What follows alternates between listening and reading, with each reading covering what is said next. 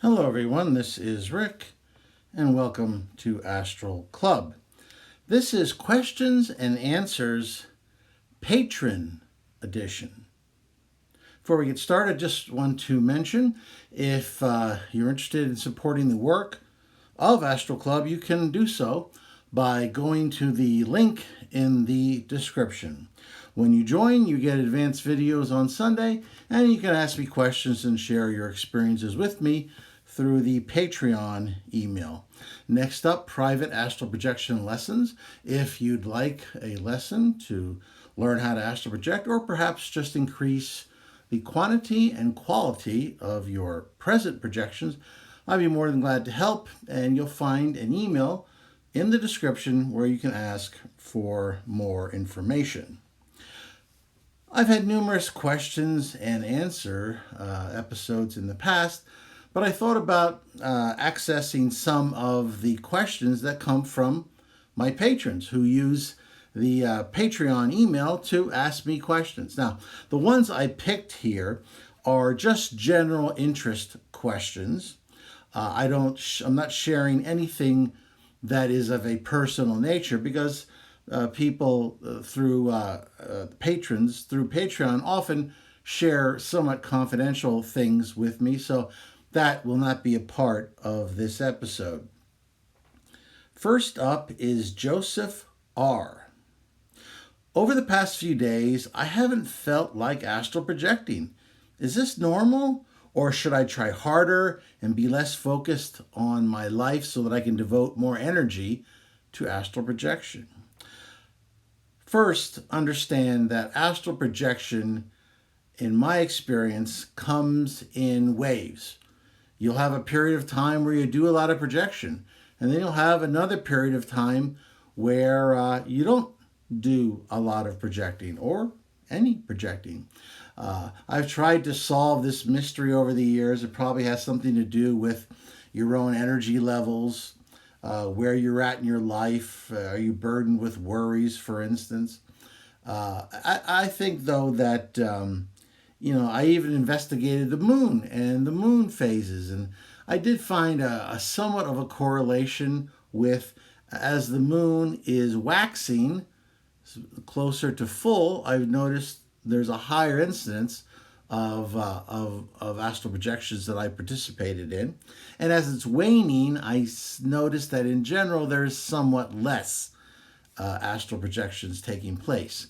But I think there's a lot of complex factors involved with whether you're projecting or not in any given time. The main thing is don't become overly concerned about it, because if you start associating a quiet period in astral projection with some sort of stress that you're now feeling because you're no longer projecting during a period of time, you could actually sabotage yourself, because the subconscious mind will pick up on stress related to astral projection, and it may start to actively interfere with your ability to project because it's trying to avoid this emotion of stress.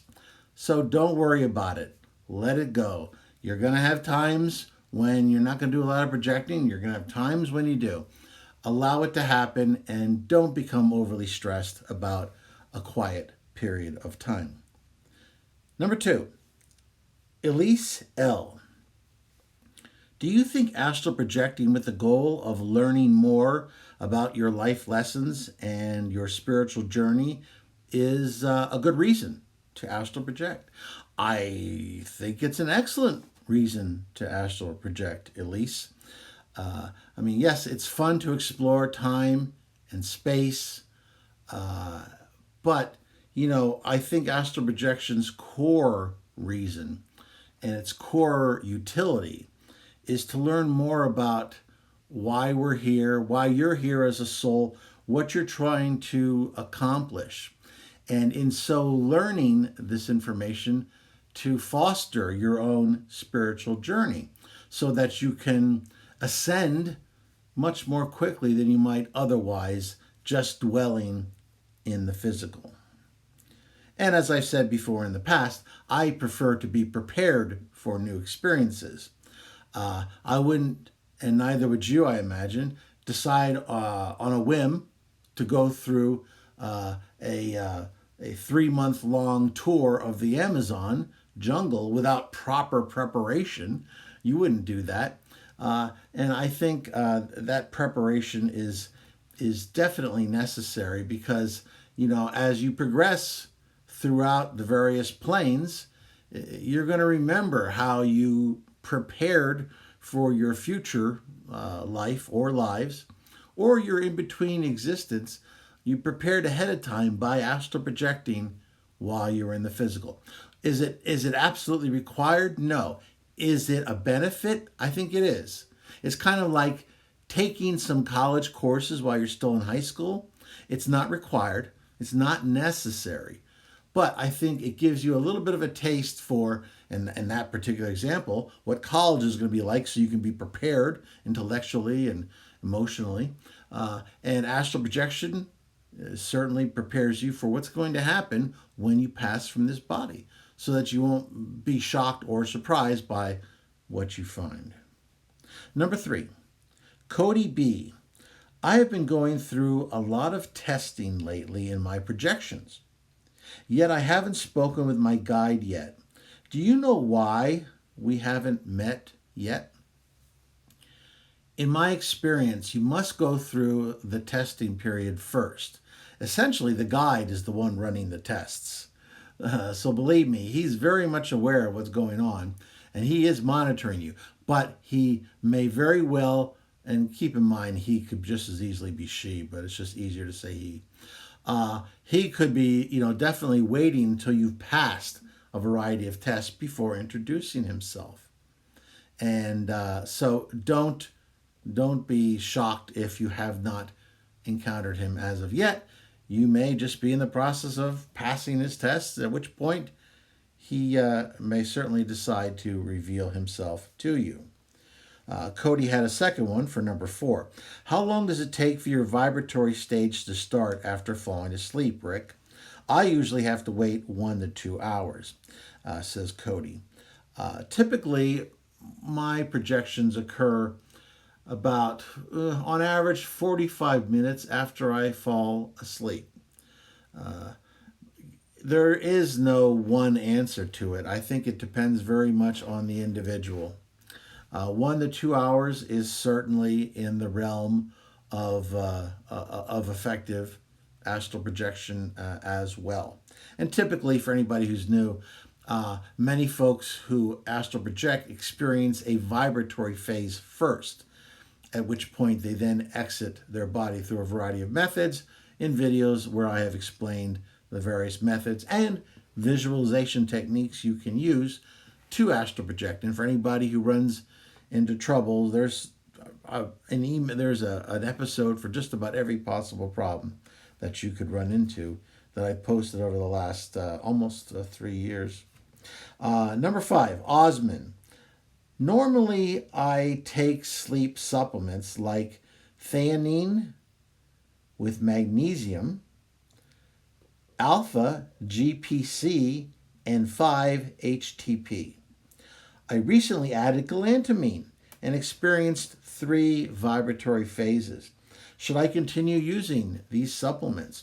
Well, my answer is yes. If they are working for you such that you were able to experience 3 vibratory phases, then I would say yes, definitely continue. If you have any worries about your health, or if you have any sort of chronic physical condition, then I would consult my doctor before taking any supplements. However, if you're in perfect health and you follow the dosage recommendation that you'll find on each of these pill bottles, I would say that it might be worth a try to see if perhaps these supplements could assist you as they assisted Osman in his astral projection process. Number 6, ZLAX. That's ZHALX. You mentioned that the Greys use AI, or artificial intelligence, to navigate through space. Have you encountered AI anywhere else in your travels? Yes, I have. If you recall in the mental plane video, I mentioned that I encountered uh, at least a few races of advanced or artificial intelligence machines, in other words, that had become self aware and had managed to progress in wisdom such that they were able to transcend to the mental plane. Unfortunately, I don't have any further information on those artificial intelligent machines, but I did find it interesting that they did indeed exist in the mental plane. It's I don't think we should be surprised if eventually one day humans encounter a an alien civilization that is nothing but artificial intelligence. If artificial intelligence is indeed the fate of every technological species, then it stands to reason that even if the artificial intelligence doesn't turn against them or doesn't try to eliminate them, uh, artificial intelligent organisms will, by their very existence, chances are last a lot longer than biological entities.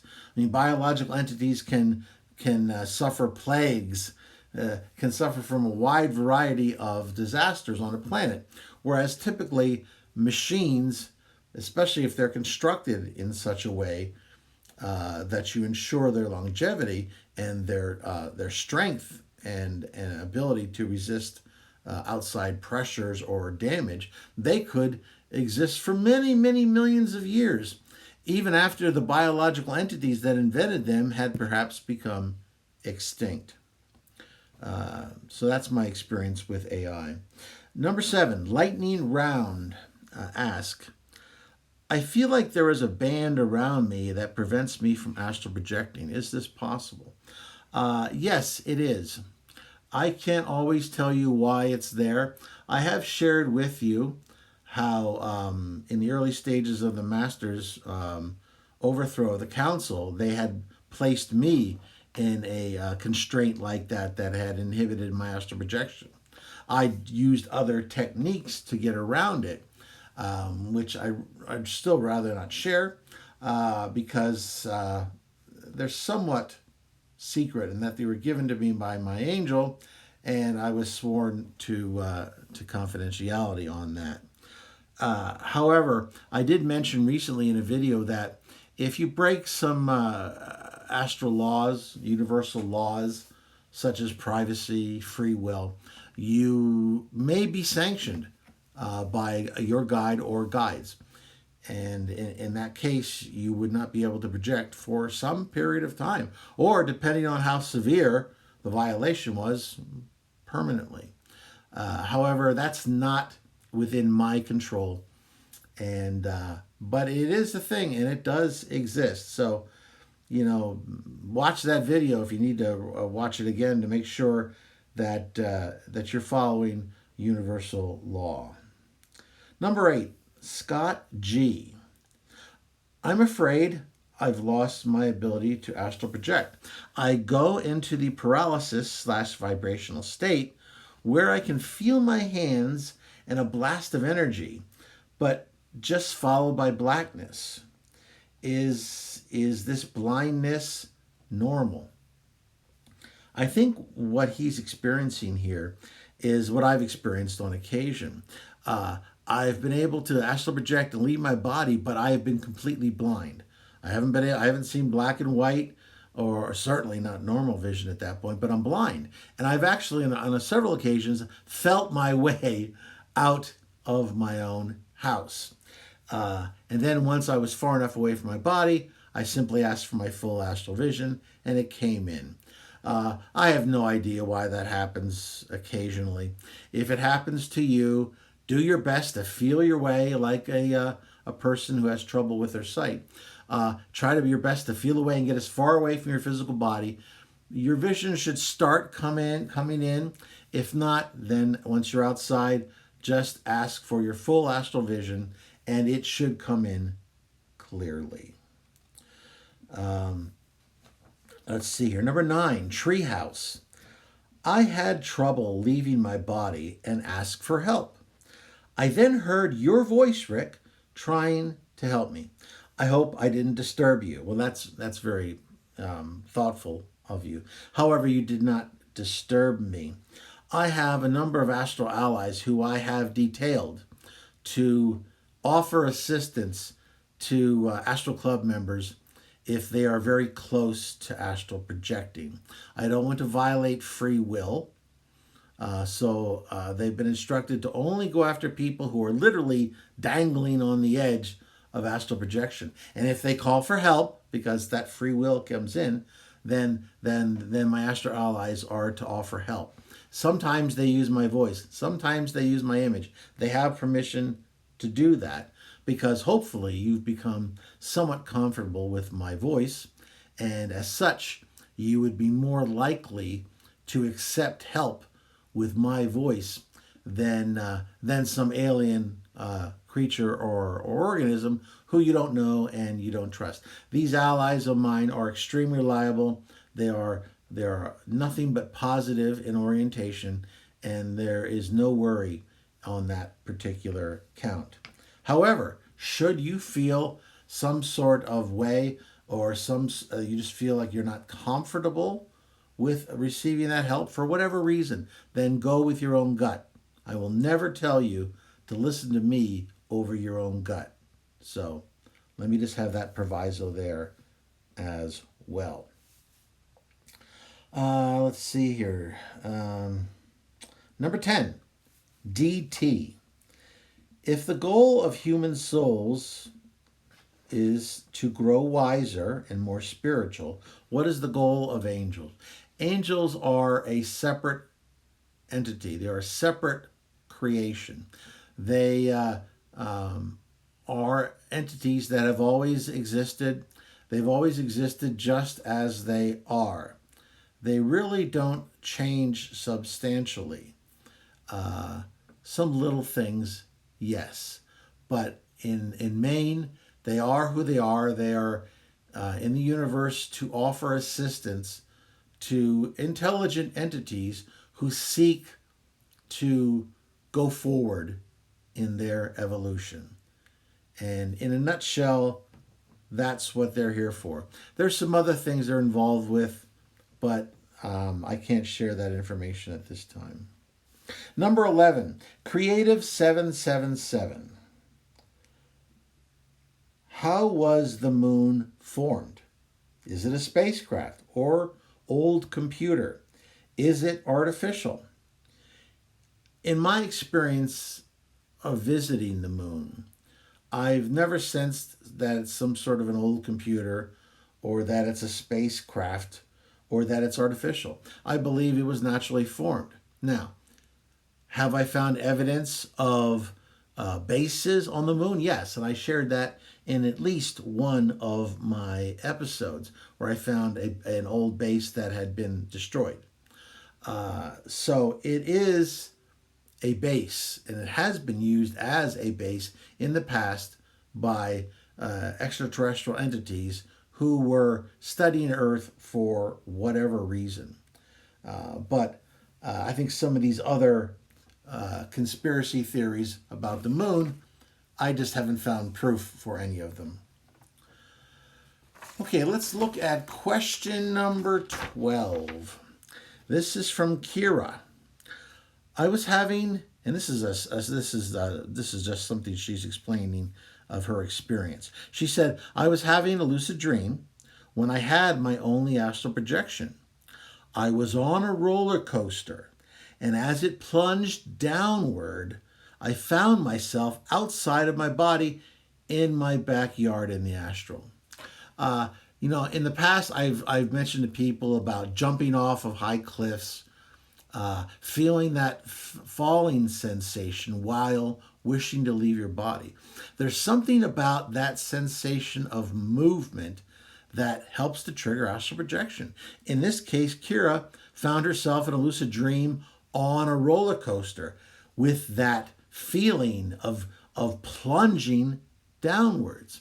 and it triggered an astral projection. So if you like roller coasters, if roller coasters appeal to you, and you have an excellent experience with them, they're not frightening to you, and you feel comfortable visualizing riding downwards on a roller coaster as a way to help encourage astral projection, then I encourage you to give Kira's method a try.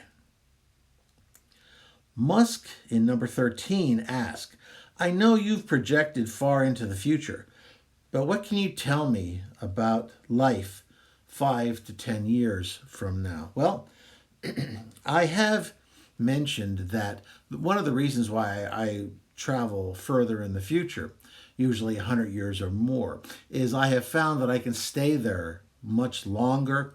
I can many times interact with living beings of that time and be seen by them. So it's a much better, much more effective way to project into the future. Unfortunately, 5 to 10 years is a lot trickier. You can only remain there for a few minutes. When you pop into that future, you could be anywhere. You could be floating above the earth. You could be in the country somewhere. I landed in a farmer's yard once.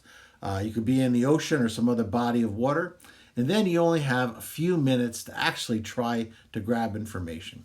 I have not seen any major disasters such that it would be apparent to me, even from high up, that there had been a major disaster that would have, encompassed a continent or something like that.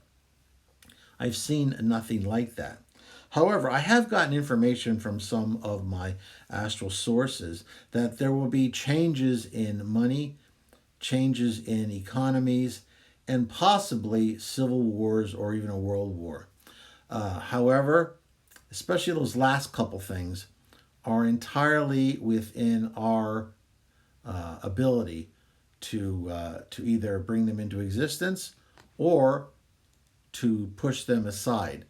As humans, we have that ability to choose which futures we're going to bring into existence. We are existing right now in a very volatile time in history. Things could go either way. We could usher in a new period of peace and prosperity, or we could usher in a period with quite a bit of chaos, inflation, economic and logistical instability, and wars. I know I am putting all my efforts into trying to achieve the more peaceful probabilities personally. Number 14, Sky. Can you travel back in time and warn the monk so that he wouldn't be trapped by the universe's largest black hole? The problem with that is if I had done it in this reality, then he would have known what was going to happen ahead of time. And as far as I know, he didn't. If I tried to do it now, I am frightened that I would interfere with a chain of causality, because the monk and his sacrifice was key to trapping the master permanently. And if I change that past, won't I end up changing the present as well? The monk was a good friend of mine, and losing him hit me hard. But I also have to think about Earth, and I have to think about our galaxy and our universe and its well-being over my own or even my friends' well-being. Well, that's all I want to talk about now for this episode. I'm going to thank all my patrons for their support and for their wonderful questions. If you like this episode, please hit the like button, share it with those of like minds. Subscribe if you haven't already, and about 80% of you had, which is enormous and it's incredible. But if you haven't, hit that subscribe button and make sure the bell button's on so you're notified on Wednesday at 2 in the afternoon and Saturday at 8:15 in the morning when each episode is posted for Astral Club. Please, I'd love your questions and comments about anything we discussed, or also any questions or comments that kind of popped up in your head after listening to this. And as always, this is Rick, and I will see you on the astral plane.